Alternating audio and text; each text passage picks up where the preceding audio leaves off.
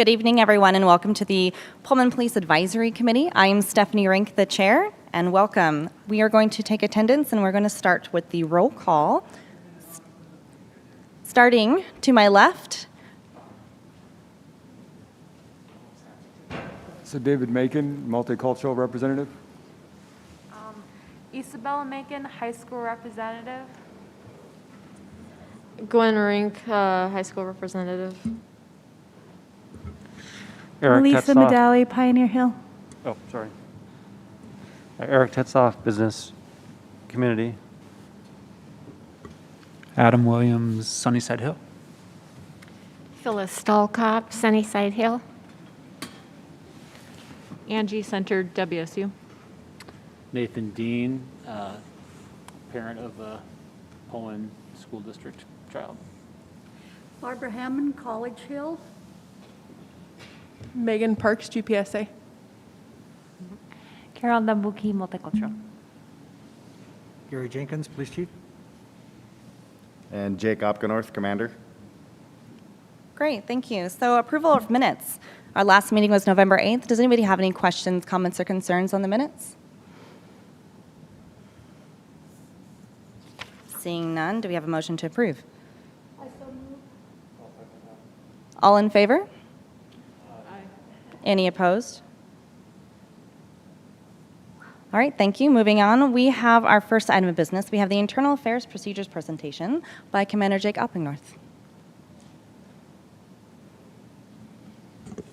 So not on the agenda, if it's okay with the chair, we do have a sergeant that would like to introduce himself to the committee. That's great. Welcome him up.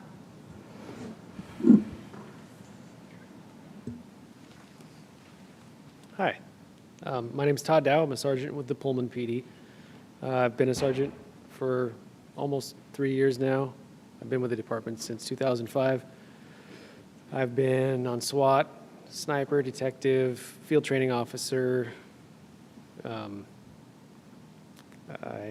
have been married for 20 years and have 6 kids. I live off grid, and I like to play music. Questions? 23, 20, 18, 15, 11, and 3.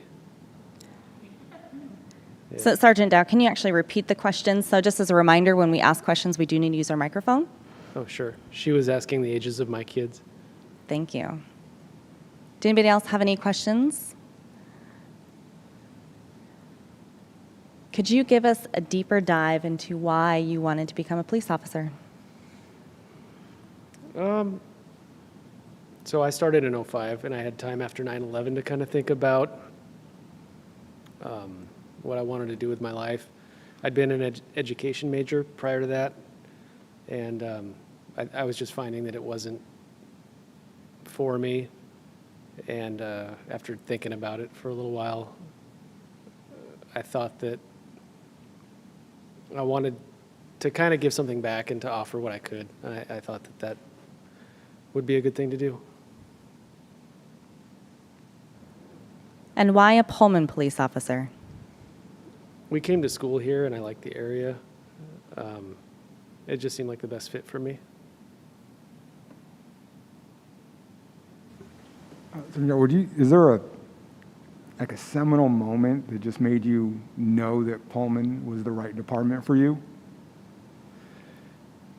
That took, well, I mean, I could tell you standing here right now that I don't think there's another department that I would want to be a cop at. But it has to do with being kind of in a sweet spot in a lot of ways as far as size, quality. And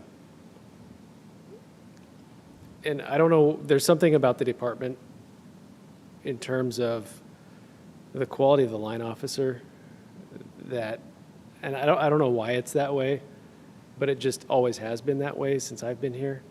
And it's really kind of the je ne sais quoi, you can't put your finger on exactly what it is, but it's, especially when I came on and was new, it was extremely impressive just to see the level of professionalism of just the everyday kind of work. Are there any other questions for Sergeant Dow? I was a little late to the party. My apologies. Have you worked at any other police departments? No. Okay, so you don't have any experience to compare to besides Pullman? Correct.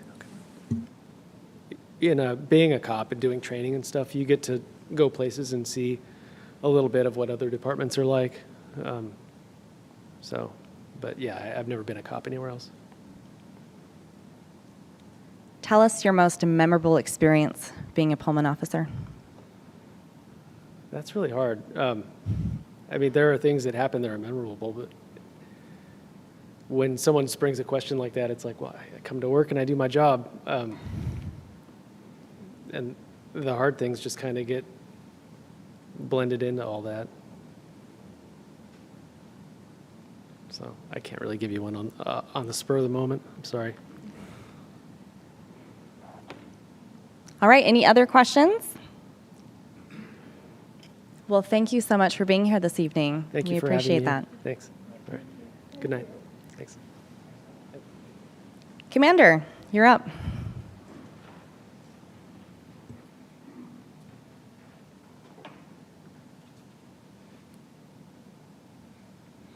Hello.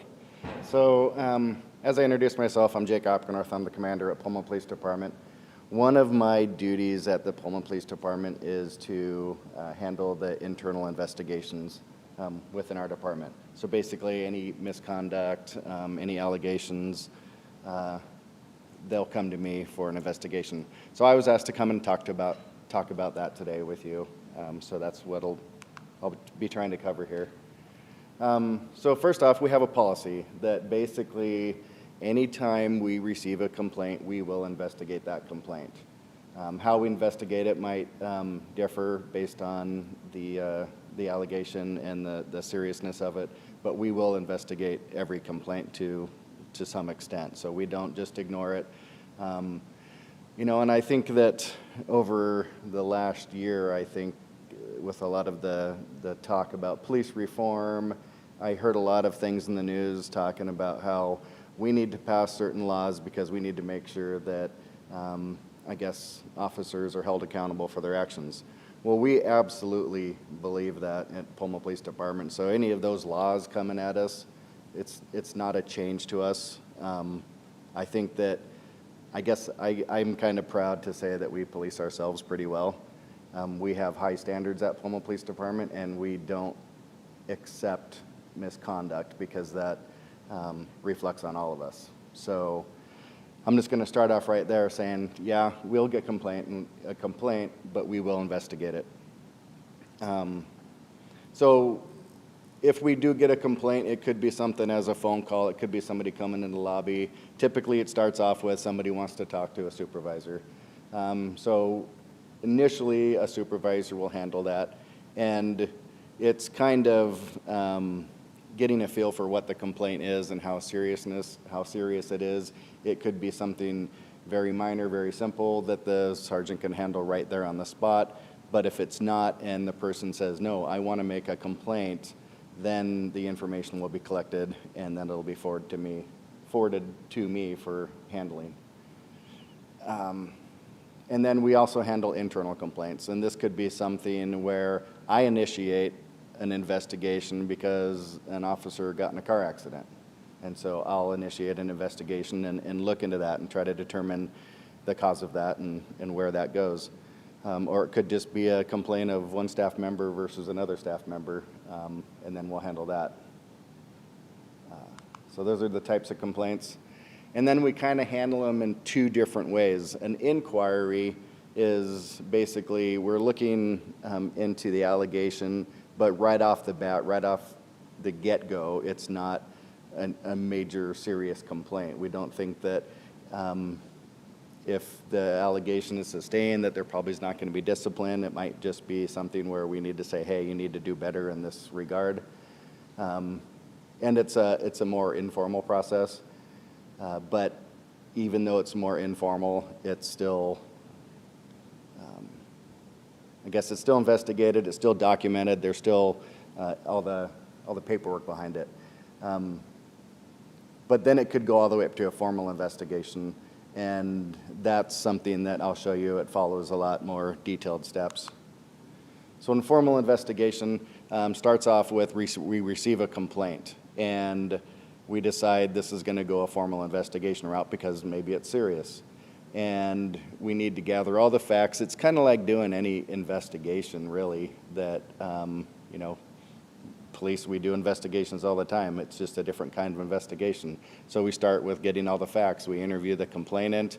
We try to identify and interview as many witnesses as possible, gather as much evidence as possible. Nowadays, people have cell phones. They take video. There's video cameras. So we get as much evidence as we can, or I get as much evidence as I can from the very beginning. We're required by our labor contract to let the staff member know that they are being investigated. And so I'll issue a notice saying, here's the allegation, here's the potential policy violation, and let you know that I will be investigating this, and it'll give them that opportunity if they want to talk to their guild representative or attorney before talking with me. So when the time is appropriate, they've had an opportunity to get advice. I've had my opportunity to gather all my evidence. I will sit down with the officer and conduct an interview, and all interviews are recorded. And I mentioned here on their interview officer after Garrity. Garrity is kind of like the Miranda rights, but not, because they don't really have a choice. They're government employees, so they don't have a choice of whether they answer my questions. But because I'm ordering one of our officers or our staff to answer my questions truthfully, those answers should not be held against them in a criminal trial, because then that would be violating their constitutional rights. So it can only be used against these internal complaints. So I'll read them Garrity, advise them the Garrity rights, order them to talk to me, and then I'll do a full interview, record it. They'll have their guild representative there typically. They can add information to the recording, and at that point, basically my investigation's complete. I have everything I need. If they pointed out other things that I need to look into, I'll do that. But at the end of the day, I'll write a full report and I'll provide it to the chief with my recommendation on what happens from here. But the chief is responsible for deciding on discipline and what that discipline looks like. And so the chief will make his decision, and then we'll let the officer know and the complainant know what the final disposition is. So it should be all very transparent is what we're looking for. And you know, I always look at it as I'm investigating these officers. And one of the things that we always hear about is officer did something wrong, they should immediately be fired. Well, we all have the right to this process, and we shouldn't just immediately be fired without having this process. But sometimes that doesn't look good to the media. Even when I look at it, sometimes I'm like, ooh, that's bad. I don't like that. But that's what admin leave is for. We don't have to have an officer working the road while we investigate it. Follow the proper procedures to make sure that if wrongdoing happened, we can discipline properly without it getting tossed out in court. So some of the different dispositions we have, exonerated means that after the investigation, everything the officer or that staff member did was proper and lawful. Unfounded means we just couldn't, or we actually showed that the allegation was false.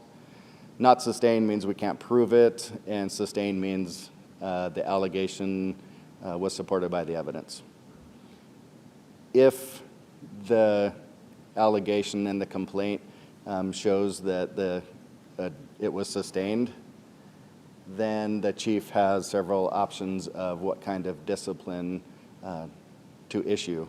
Supervisory counseling is our lowest form of discipline, and it's kind of an odd one because it is discipline according to state law, but it's not discipline according to our contract with our labor. And so, but it's documented and it's used, and it's just that, it's a supervisory counseling, something as simple as you need to do this differently. Here's the policy, here's the proper procedure, don't do that again, fix what you did. We can use that within 1 year if they repeat the same actions for progressive discipline purposes, but otherwise it's not discipline. The other ones are considered discipline: a written warning, time off, demotion, or termination. So I just threw some statistics together just to give everybody an idea of how many internal investigations are conducted each year. And those are the numbers. I went back as far as 2016. In 2021, we had 10. In 2020, we had 11. So, maybe one a month or less. But we don't do a lot. And I think that's pretty good, and that says a lot. If you go back to what I said, is we investigate every complaint, and whether that's an internal or external complaint. And so knowing that in 2021 we only had 10 of those, I think it's pretty good. I hope you guys do as well. Just to get an idea of what kind of dispositions we've seen, I tried to pull up the numbers from 2016. 37 of those were sustained, and the rest were not. So sustained means you did it. And I couldn't put the numbers together. I tried to make it, I guess, not sharing too much information and saying this officer did this and that's why it was sustained. But I can tell you the majority of these sustained ones are pretty minor things, like hitting a curb and blowing out your tire when you did a U-turn. And we would look at that and say, well, yeah, that's pretty easy. You need to drive safer, and so that's a sustained. But as you see here, majority of those sustained get supervisory counseling. Again, because we do investigate even very minor complaints, and minor complaints often lead to supervisory counseling. We had 2 written reprimands, 2 suspensions, 1 resignation, 1 fitness for duty, and I think there was actually, and I don't have this one, but there was 1 termination. So the chief does dish out the tough discipline if he needs to. And again, we're not afraid to do that. We like to police ourselves. We don't want to work with, you heard Sergeant Dow saying, the reason I like working at Pullman Police Department is the quality people I work with. We want to keep it that way. We don't accept, we don't want to work with officers that make us all look bad. And that's not how we want our community represented either. So that was just my quick, brief introduction to I guess what the IA process looks like, but if you have any questions, I'd love to try and answer those. Jake, do you disaggregate those, the data, so that you have what's internal, like blowing a tire, versus what comes in from a citizen? And do you have that readily available to Do you know about disaggregate that, that? Debbie, if that's in LEA? Because I think that's one, if it's internal, external. Yeah. Yeah. So I think it'd be good for the annual report to be able to show the internal versus the external and the efforts to reduce those. So you would hope that over time everything gets reduced, but being able to have that disaggregated, I think, would be helpful. Mm-hmm. And that's the data so you had the data for internal investigations, and then I noticed you had the bar chart had inquiry on that. Mm-hmm. And so is that that's all the inquiries so the 11 inquiries? Because not all inquiries get investigated. Yeah, and to be honest, these numbers were hard to pull up because of our system that we use to document it is a little bit clunky. And so I was going through one at a time, pulling up every one and trying to make sure that I marked it down properly.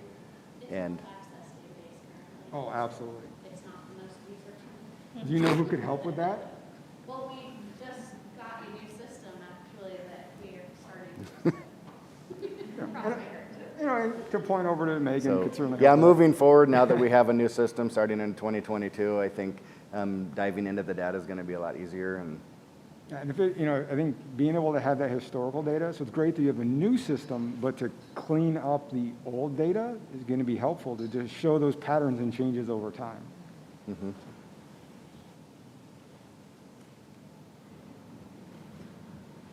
What do you do to combat, I guess, personal bias in the process? I would imagine in a small department where lots of you know, you have pride and you work with your officers closely, I assume, and you have relationships with people, and it's not like it's a huge organization where you don't know everybody pretty well. How do you combat that when you do an investigation, especially if you have like an external complaint against somebody that you know and work with a lot? Right. Are you asking me, like, when I'm doing the investigation, how do I make sure I don't let bias? I mean, the department in general, but it sounds like that's you. Yeah. Yeah. So I guess I didn't mention, and I should have, one of the things that we also do is when we have an allegation that's criminal in nature, we have an outside agency do that investigation.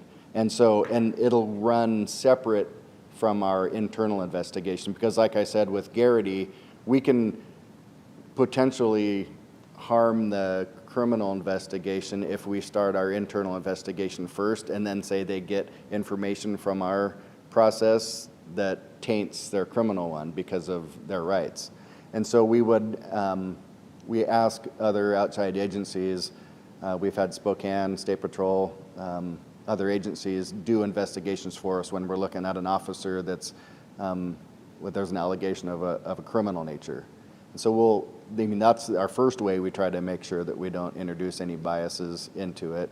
And then when they're done with their criminal investigation, then I will do a investigation after that. Sometimes it doesn't necessarily matter. There was a criminal investigation, and before the internal investigation started, that officer resigned.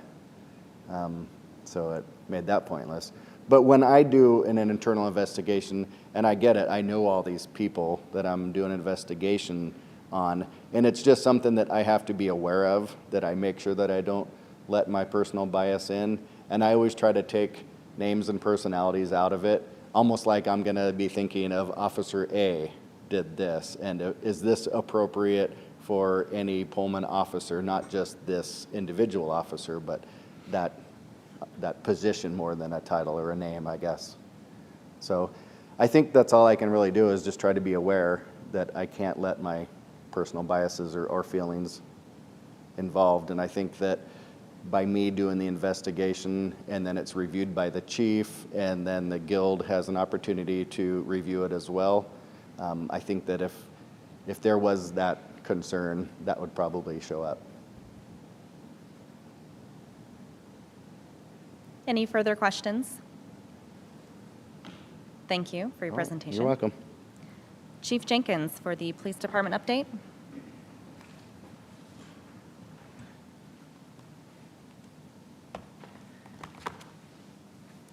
So if you remember last week, or last month, I did a presentation, just kind of an overview of the police department. And then just now, Commander Opgenorth did a presentation on internal affairs investigations. So this is just a precursor for what I want to do. Stephanie and I have spoken a number of times since the event that we had, reimagining policing in Pullman. Reimagining public safety. Public safety in Pullman. And looking at over some of the feedback that we received, and a lot of it was communication and transparency. And so just another level of transparency, what I plan to do is to present to the Police Advisory Committee information about the internal affairs investigations that we conduct. And I'm not quite sure exactly what that's going to look like. It will be more in a summary form than it will be very much detailed, because that information is, it is somewhat private, but much of it could be subject to public records requests. But for the purpose of the committee, I just want to share in a little bit more detail of what Commander Opgenorth shared about our investigations, and what are those areas of misconduct that have been alleged, and what was upheld, what was not upheld, and why. So I plan to, in the future meetings, start presenting that information to the committee, and I think we'll kind of figure that out as we go, as to really what that looks like, and what information is going to be helpful to you. as a body that represents the rest of the community and oversight of the police department. So with that, I will go ahead with the chief's update. So it was a negotiation year for contracts. Our Pullman Police Officers Guild represents two different groups, a uniform group, which is all our sworn staff, with the exception of Commander and I, and then the support group, which represents all the non-sworn people, with the exception of Darby and our records manager, Penny Revis. So they came to an agreement for a 3-year contract, 2022 through 2024. And there was some pay increases that are included in each of those years that are essentially cost of living increases. And then a few changes such as we have been working on a 10-hour schedule kind of on a pilot basis, so that becomes part of the contract now because it's worked out well both for the officers and for management. And also our police technology specialist currently really just works on our equipment at the police department, and we really have a big need for someone that has his technical expertise to be able to work on digital evidence and computers. And so we came to an agreement that will allow us to send him to that training and to perform that type of work with additional pay that goes along with that. So that's going to be a real benefit for us. Any other changes worth mentioning?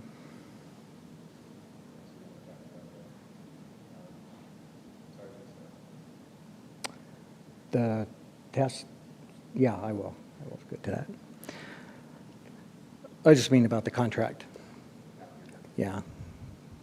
Okay, so with staffing, our police officer recruitment, if you remember, we have 4 vacancies. We have been working off of a hiring list and doing background investigations, and we have hired two officers that are due to begin the academy in Spokane on February 1st. So they're going to start with us actually this coming weekend. They're going to begin working with us. We'll have them for a couple of weeks just to get them oriented to the police department, make sure they have everything that they need for the academy, and then we'll send them off to the academy, and they'll be there until first week of June. So for the remaining 2 vacancies, we have another list that we're working off of that we are conducting background investigations on. As far as records goes, we have 1 vacancy. Our current recruitment, our most recent recruitment, we did hire 1 record specialist, Kayla Loop, and we exhausted the rest of that list, so we are currently have a recruitment for record specialists where applications are due by this Friday, and then we'll be doing interviews the first week of February.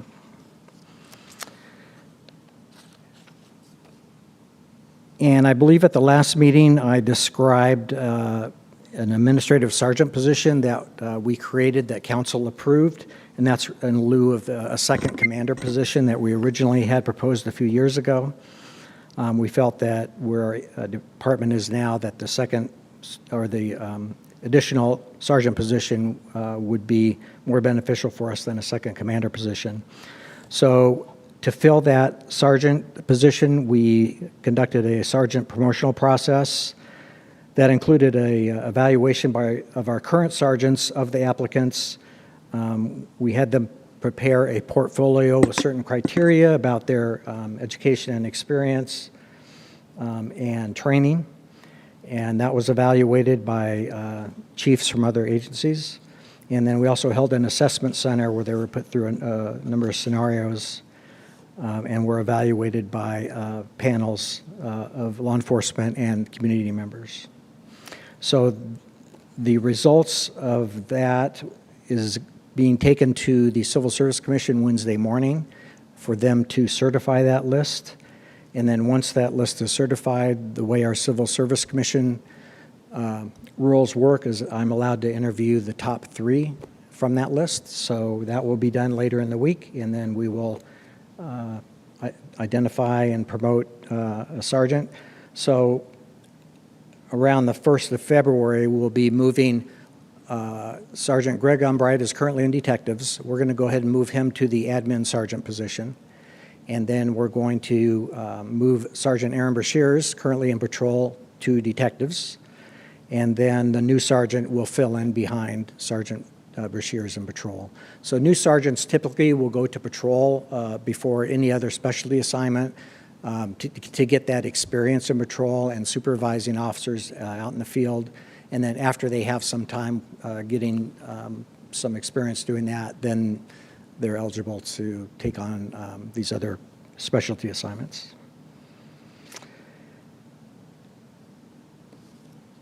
So we're also going to be asking the Civil Service Commission to approve a police commander recruitment. As you recall, I announced I was going to retire, and then unannounced I was going to retire. So what's happening at this point is Commander Opgenorth was identified as the best candidate from the pool of applicants that we had, and so the plan is that sometime around August or so, I'll retire and Commander Opgenorth will become chief, and so we need to hire a commander to fill in behind Commander Opgenorth.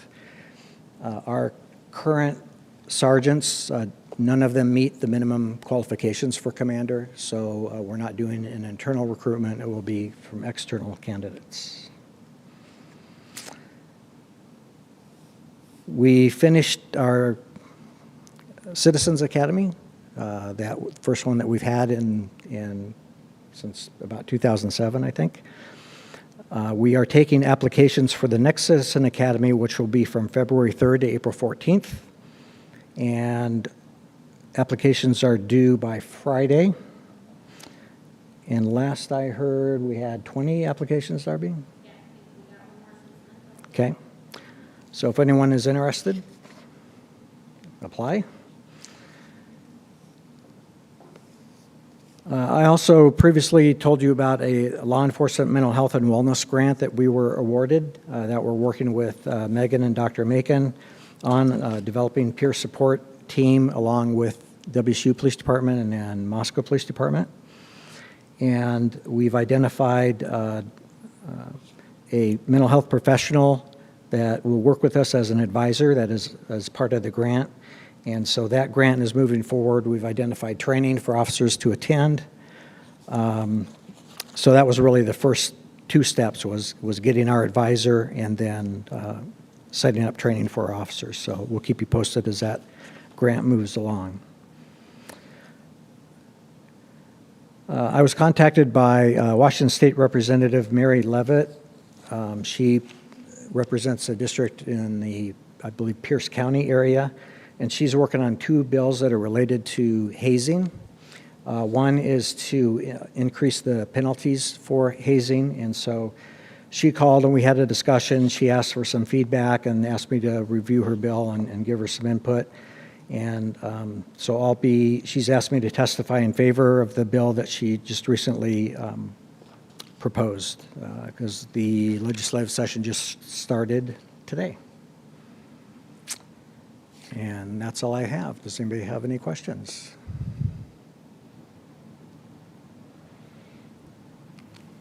No comments or questions? All right. All right, well, thank you, Chief Jenkins.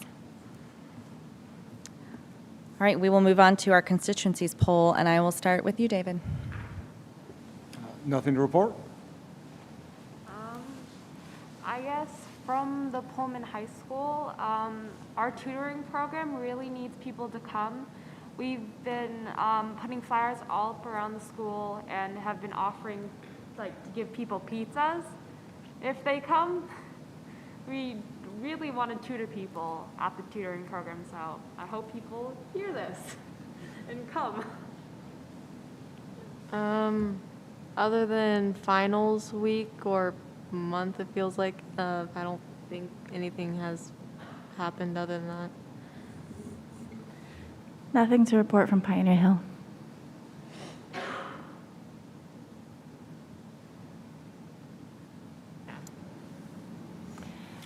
Phyllis Stalkop, Sunnyside Hill. I have nothing to report other than seeing a couple of foxes again, so which is always exciting. Also from Sunnyside Hill, I don't have anything to report. Nothing really to report business, community. It's been a very snowy break here, which I guess I appreciate the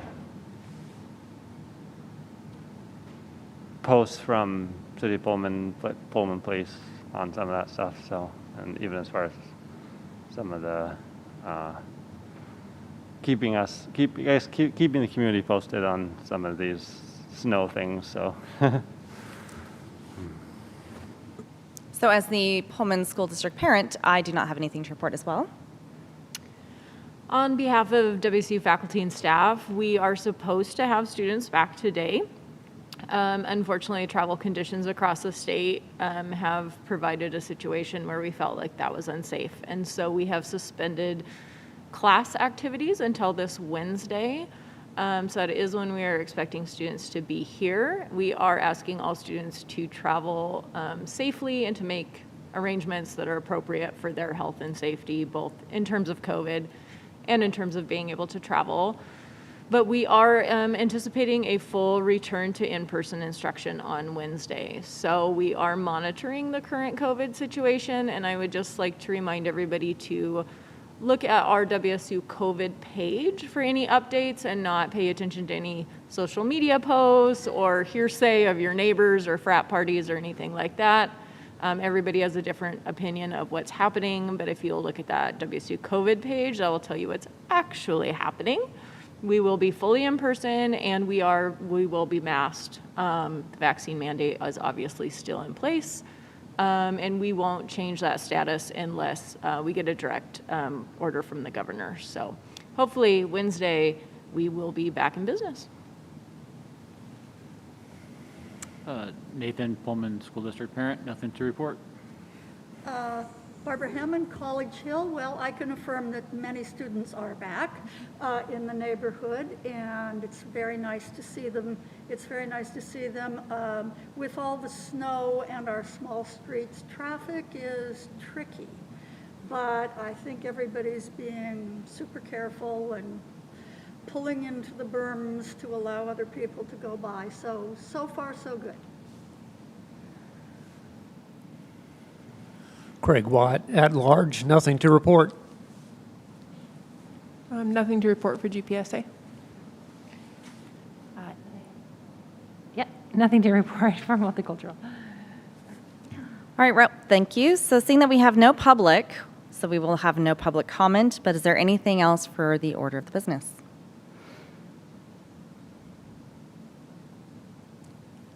David and Megan, how's our survey coming along?